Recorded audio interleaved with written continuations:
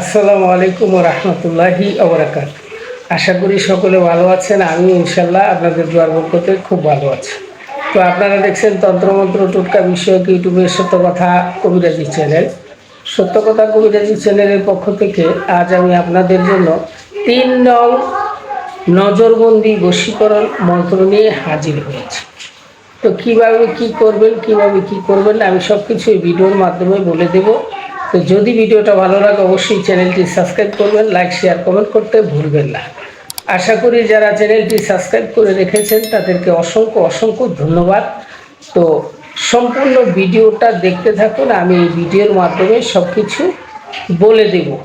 আশা করি ইনশাল্লাহ এটা দিয়ে কাজ হবে।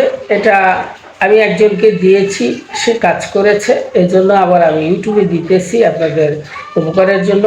নিশ্চয়ই আপনারা কিভাবে কি করবেন, কিভাবে কি করবেন না সম্পূর্ণ ভিডিওটার মধ্যে বলে দেবো। আপনারা মনোযোগ সহকারে ভিডিওটা দেখতে থাকুন। তো বেশি দেরি না করে চলুন ভিডিওটা শুরু করা যাক।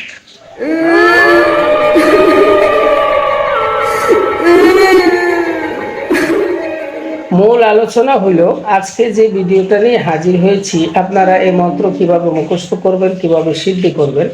এটা দিয়ে আপনারা যদি সামনাসামনি বসে তাদের সামনে মন্ত্র পড়লেন, কথা বলতে বলতে মনে মনে মন্ত্র পড়লেই আপনারা আশা করি ইনশাল্লাহ সব কিছু হয়ে যাবে। তো আমি বেশি দেরি করব না, ভিডিওটা বেশি দেরি করা আমার পক্ষে সম্ভব না, কারণ আপনাদেরও বিরক্ত হবে, আমারও একটু সমস্যা আছে, কাজ আছে। তো ভিডিও দিতে পারি না বলে আন্তরিকভাবে দুঃখিত, কিছু মনে করবেন না। তো বেশি বেশি শেয়ার সাবস্ক্রাইব লাইক করতে থাকবেন। আর যদি কারো কিছু দরকার পড়ে ভিডিও অনুমতির জন্য আমার ভিডিও কমেন্ট বক্সে আপনারা কমেন্ট করবেন যে অনুমতি চাই। আমি উত্তর দিলাম বা না দিলাম তাতে কোনো বিষয় না, আপনারা নিশ্চয়ই ইনশাল্লাহ অনুমতি পেয়ে যাবেন। আর যদি আপনারা তন্ত্রমন্ত্র শিখতে চান তাহলে এই চ্যানেলের সাথেই থাকুন। তো সব কিছু বলার আগে চলুন স্ক্রিনে মন্ত্রটা দেখে আসি। স্ক্রিনে অবশ্যই মন্ত্রটা দেখেছেন, এবার মন্ত্রটা কি করবেন, কিভাবে কাজে খাটাবেন আমি সব কিছু নিয়ম কানুন বলে দিচ্ছি। তো চলুন শুনে নেওয়া যাক। আপনারা শনিবার অথবা মঙ্গলবার মন্ত্রটা ভালোভাবে মুখস্থ করবেন। উত্তর দিকে মুখ করে বসবেন। উত্তর দিকে মুখ করে আপনারা কি করবেন, মন্ত্রটা ভালোভাবে মুখস্থ করে ইনশাল্লাহ আপনারা 108 বার বসে অজু থাকতে হবে। এবং যে কোনো তন্ত্রমন্ত্র মুখস্থ করেন, ঘরে একটু সুগন্ধি বা আতর, শরীরটা বন্ধ করা, এটা ভালো। শরীর বন্ধ করে নেবেন, যে কোনো কবিরাজি কাজে শরীর বন্ধ থাকা কিন্তু খুবই ভালো। তো আপনাদের যদি মন্ত্রটা মুখস্থ হয়ে যায়, এবার কি করবেন, 108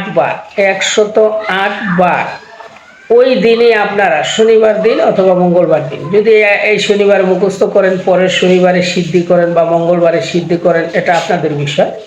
ওই দিনও পারবেন, পরের দিনও পারবেন, মানে পরের সপ্তাহ পারবেন। শনিবার অথবা মঙ্গলবার আপনাদের এই মন্ত্র সিদ্ধি করতে হবে।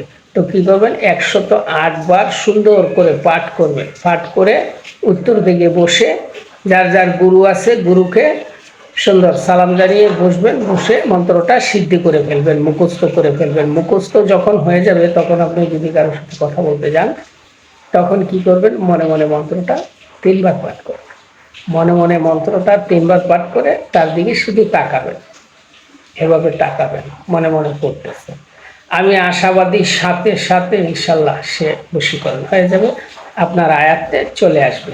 আপনারা কাজ করুন, ইনশাল্লাহ কাজ হবে।